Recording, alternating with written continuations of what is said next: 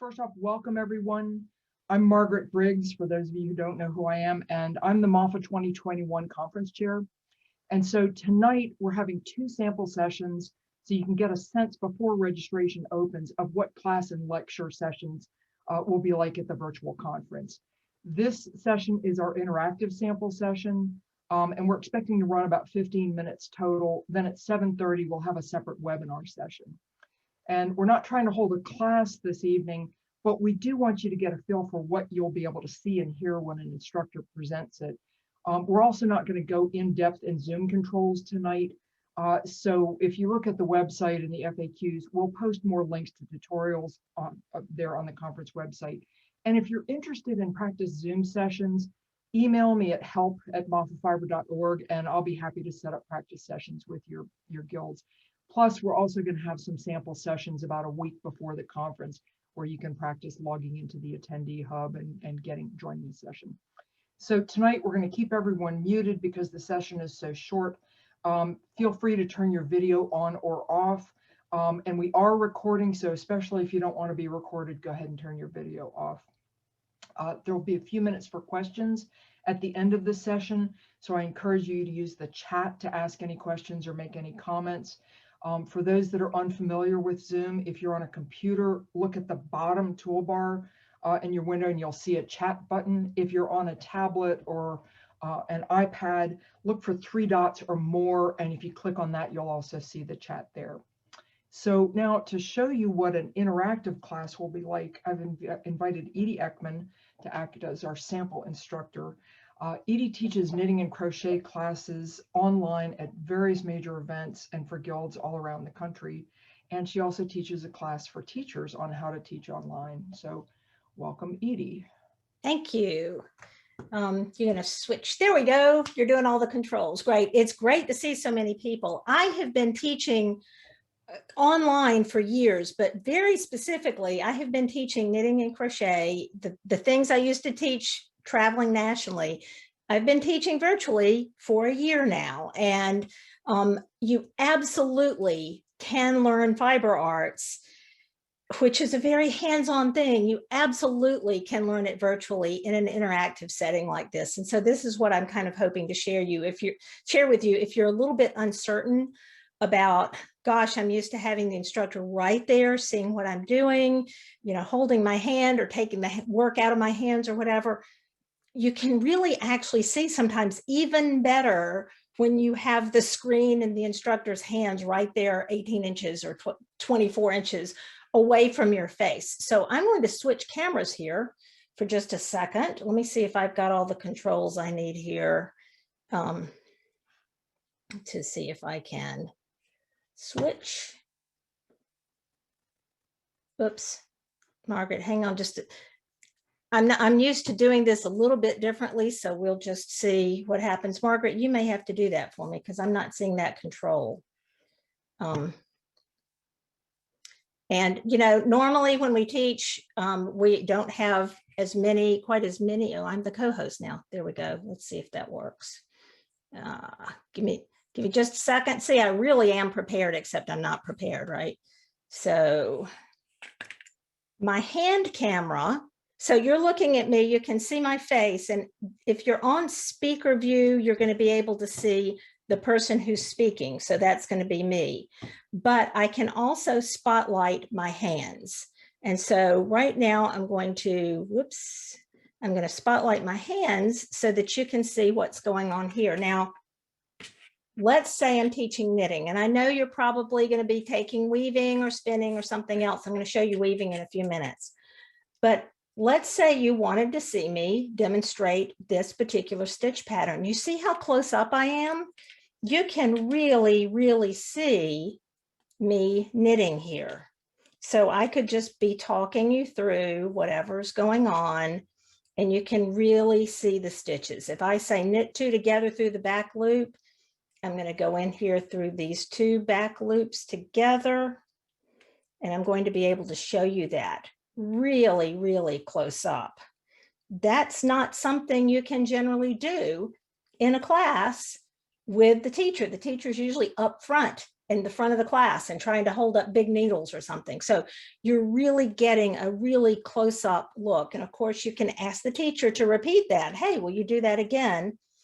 If you weren't on mute, you'd be able to say that. And I can show it to you. I can show it to you from different angles and so on. Let's say that I'm showing you crochet. Let me grab a piece of crochet here.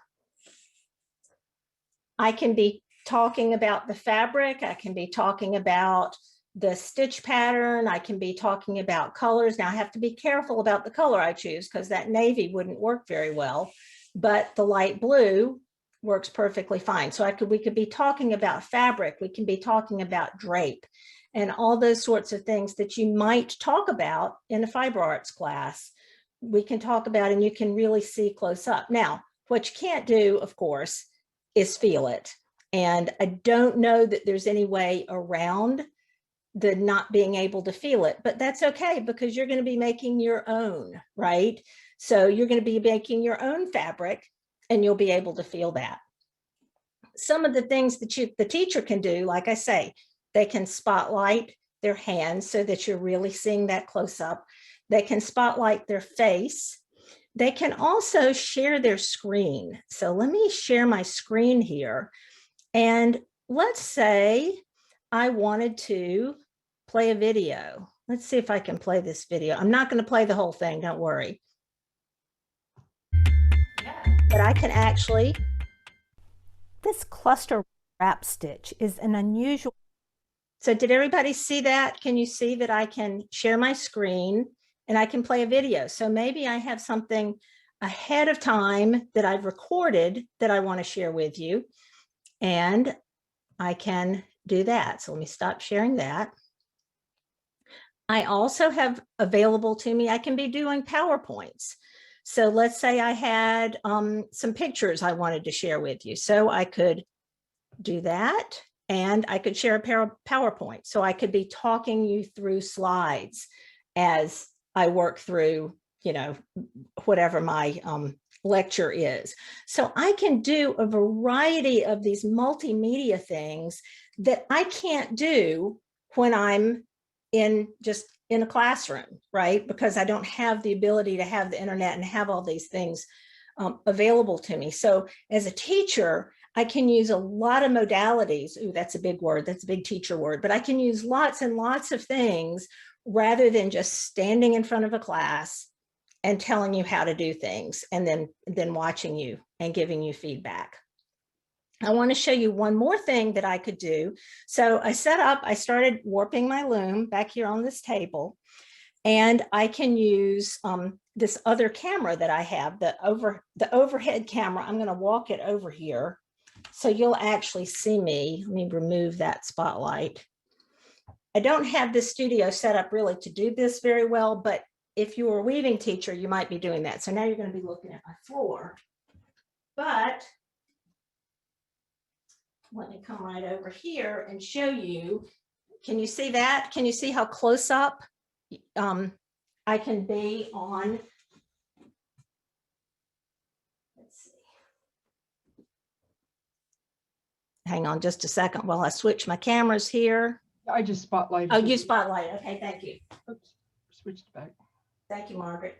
So here you can see, I could have this set up and let's say I want to say, okay, here I am. What am I going to do? And I'll do it over here on this side. It's maybe a little easier to see. So I can just show you and maybe move my camera a little bit. Maybe I want to show you the back side of that heddle and what's going on when I stick this hook through here. So I could talk you through, and by the way, I am not a weaving teacher, so, you know, I don't know what I would be saying at this point, but you can use your imagination. You have some expert teachers there who would know what they're doing. So it's also a good idea to have your glasses on. So I want you to see that you can really get a nice close-up view. And if I wanted to, I could make this a little taller so that I'm a little further away. And it'll come in to focus, and then I could show you, you know, as I weave through here, what's going on. So there are many ways that teachers can, let me move back over here. There are many ways that teachers can make whatever it is they're trying to show you very, very accessible to what you're doing. And of course, there's also time then to talk through things. Here I'm talking, I'm going really fast to kind of show you all these things, but there's time as a teacher explains something, often they'll stop talking, you have a chance to practice it and so on. So they're just, I really like teaching virtually. I actually kind of like it better than I do in person because you as a student, if you want to, can get up and walk around as you may be doing right now. Or you can be maybe working on something else, or maybe not attending 100% to what I'm saying as other things are going on. One thing I would strongly suggest, though, is that as you plan to attend, that you really give your attention to what's going on in class. Like if you were coming to MAFA and you were going to Pennsylvania, 100% of your attention would be on the class that you're taking, right? You'd be there, you'd be with all the people, all that excitement would be going on. When you're watching from home, try not to get distracted. Try to be saying, okay, I'm going to this class and this is what I'm doing, and I'm going to pretend that I'm going away to class. So you can really get into the immersive experience of it. I wrote an article on my blog about a year ago about how to learn in a virtual, and I called it a knitting and crochet class, but really it applies to any fiber arts. And I'll make sure that we share that link with you so that you can read that and read my tips for actually getting the most out of a virtual class. So hopefully showing my hands and showing that really close-up experience has given you an idea of how that would work. Now, if I were a spinning teacher, I wouldn't be standing right here this close up, right? I'd have my angle set somewhat differently. But I don't teach spinning and I don't spin. So I will tell you that I know a number of students I have had who have taken my How to Teach class who are teaching spinning. So there are plenty of spinning teachers out there who are teaching virtually. I know Jillian Moreno is one of them. I am not teaching at MAFA this year, but I know that there's some fabulous teachers out there, and I actually can't wait till April 10th because I'm going to be in line with the rest of you waiting to sign up. So I hope I'll see some of you in class and I'll be there as a student. Margaret, did you have anything you wanted me to add? And do we have questions? We have questions. I'm going to go ahead and take the spotlight, and because most of these are conference specific, other than one person asked what camera you're using for your hand shots. She says, mine can't get me that close. I'm jealous. It's a cell phone. It's my cell phone that's shooting down. So yeah, it's just my cell phone. Thank you, Edie. iPhone. Let me take spotlight. All right, let me, I also noticed one person had a hand up, and now I've lost them. Let me just work through some of these questions, and if we run out of time, then let me encourage you to email me at help@mafafiber.org, and I'll be happy to answer any questions individually. Nan asks, will the MAFA sessions be any different than usual Zoom sessions? No, we're using Cvent as our online event manager, and they use Zoom as their platform. The way you'll get to the meeting is a little different because you're going to go through the attendee hub and click a button, but once you're in it, the controls should be the same as a usual Zoom meeting. The webinars, of course, are a little bit different because you won't have the mic and the video, but it will be like some of the webinar talks that HGA has been doing lately, where you can see, you can do chat, you can do Q&A. Let's see, our lesson's going to be recorded so we can go back and review content. Most of the classes and all of the lunchtime and late afternoon lectures will be recorded. We're going to make the recordings available for about 2 weeks after the conference. There are a few instructors who did not give us permission to record, and so we won't be able to share those. But because we know that there are distractions or things that go on or dogs need a walk, we want, and also just people taking in information differently, we wanted you to have the ability to concentrate on what the instructor's saying, ask questions, really focus on the video. But if it's a hands-on sort of thing, then you have the ability to go back, watch it again, take a tablet or a laptop over to your working board and, you know, pause it while you're winding, things like that. How will we be able to show the instructor our work for feedback? Unlike our usual conferences, we have fewer purely hands-on classes this time. Many of them are lecture demo. If you do need to show your instructor your work for feedback, then one of the things you can do is just join the meeting twice and join from your cell phone. And then that's a really easy way to hold it over a loom, a spinning wheel, whatever your work is. I also, that's my phone hitting the deck. I also have a webcam clipped on my computer monitor, so I could take that down and move it around to show things. A lot of the classes, though, are not going to be interactive in that sense where you're going to have to show your work. Also, if it's certain things, you know, knitting, you know, there's some stuff that you can hold up, and as long as you hold it up in front of your webcam, sometimes that's adequate. Another really good way is take a quick picture of it with your cell phone and share it with the instructor. Usually if they want to do something like that, they'll give you an email or a text number to a phone number to text it. And if I can add, I think a lot of the instructors who have been teaching online for a while have their own suggestions of how to do it. And a lot of us have actually adapted. I have adapted all my online classes, the ones I used to teach in person, are now the same classes, but there are certain ways I ask to see work or ways I describe things are different from the way I would be doing it if I were in person. So if the teacher's been teaching virtually for a while, they probably have some ideas about how to share your work as well. Yeah. Mary Snellings talks about sharing to a smart TV, and I'm not sure how to do that because my TV is not smart. But Mary Snellings, if you're still here, if you would email me those instructions, that's something that I can post in the FAQs on the website and be able to share it with everyone. Question, will there be a protocol for asking questions so there will not be too much talking over other students? Oh my goodness, I've been in some classes where, yeah. That's going to be up to the instructor. Some are really going to encourage comments and questions.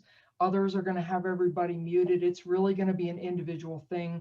We are going to have moderators in the classes where the instructors requested one. So if somebody just forgets to mute themselves, that's something where the teacher or the moderator can help by muting people who have a dog barking or just don't realize that they've got their mic on. But it's also, people need to try not to suck all the air out of the room. It's going to come down to the same sort of dynamics that you would have in an in-person class.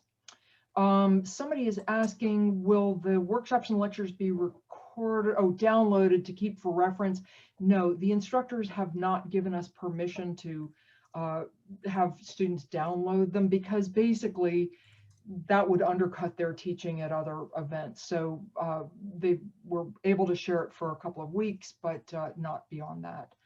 We won't own the videos, so we can't let you download them. Let's see. Okay, Carrie, let me suggest, I put Edie's email address. Her website is edieekman.com. Get in touch with her, or Edie, if you would put your email address in the chat, then Carrie, I think you could get in touch with I just responded to her, but I will put that information here too. I'll put my website and everything in the chat. And she's also occasionally teaching classes for teachers on how to teach online. So she goes, I've taken the class, she goes through the lighting and the stands and all that good stuff. Let's see, recommend having 2 cameras to show our work. It's really going to depend if it's a very hands-on class, but I think the instructor is going to let you know if you need something like that. Taking time out. Yeah, we're trying to schedule classes so that most of them are in the daytime, but we do recognize that some people can't take the 4 full days. So I tried to packed more of the classes onto the weekend when I was scheduling things, and also a few in the evening. Also, maybe thinking that some people who are working during the day, you could catch a lecture at lunchtime or in the late afternoon. Let's see, save the chat and make it available to us. Yeah, I will have that. I'll have to figure out where, sequester yourself if you're not at home.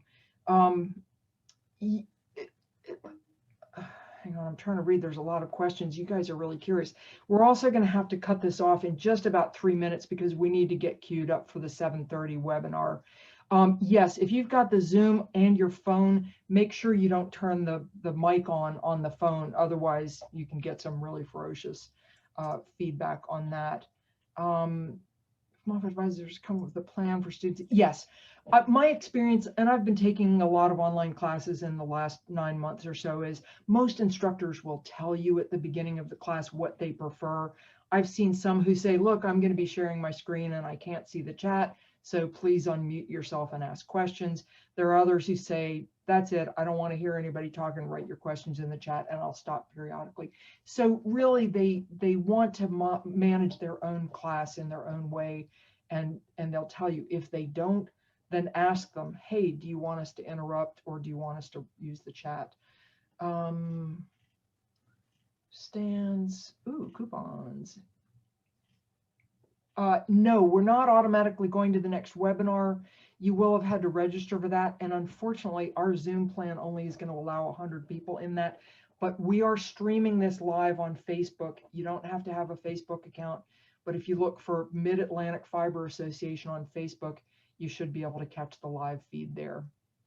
And again, if you didn't sign up for the next one, we've already had 150 people register for it, and our Zoom plan will only allow 100. And honestly, it's going to be me, and it's going to be basically the same thing. Right. And what we're also going to do is I'm going to clean up the video, edit this a little bit when we're done. Might eliminate some of the questions, but we're going to post a video of this on the MAFA website. So you'll be able to see what it looks like. Basically, it's going to look a lot like this in terms of what you can see of the instructor. You'll have chat, you'll have Q&A. You won't see the thumbnails, you won't be able to unmute, and you won't have your video. So those are going to be the lecture style classes where the interaction isn't, a larger lecture class. If anybody else who has any questions, again, email me, help@mafafiber.org. Questions about the cameras and the stands, refer those to Edie. And thank you all so much for coming. Bye. See you at the conference.